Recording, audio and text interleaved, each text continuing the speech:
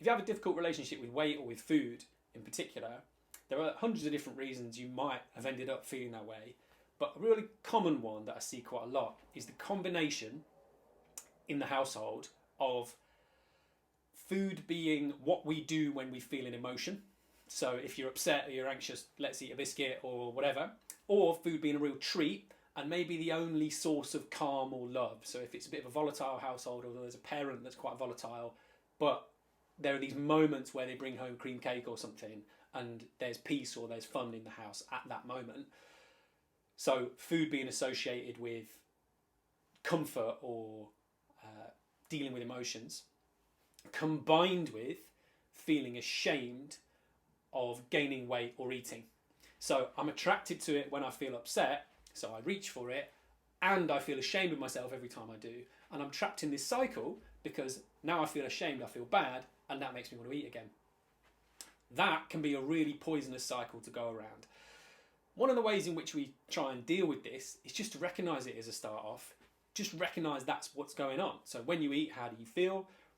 When you want to eat, how do you feel? Where does that come from? And to recognise that that sort of voice in your head that's telling you that you're being disgusting when you're eating isn't fair. And it's not your voice. And to ask yourself, well, what would I be saying to a child about that? If I saw a child eating a cream cake, would I say, geez, you disgusting pig? Probably not. What would I say instead? How would I say it? I'd probably say something like, enjoy it.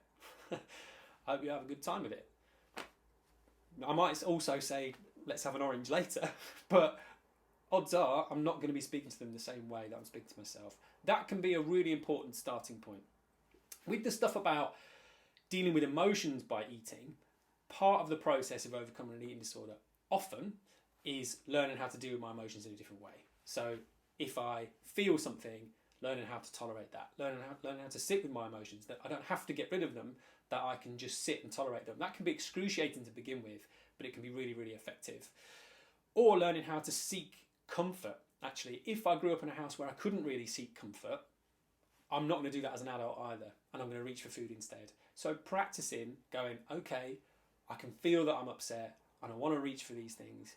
What can I do instead? I'll go and seek some sort of emotional reassurance from somebody. That might be a hug, it might be just giving somebody a call.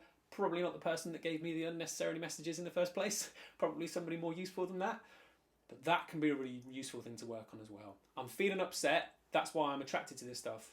What can I do instead that's going to be a more sustainable way of dealing with the way that I feel?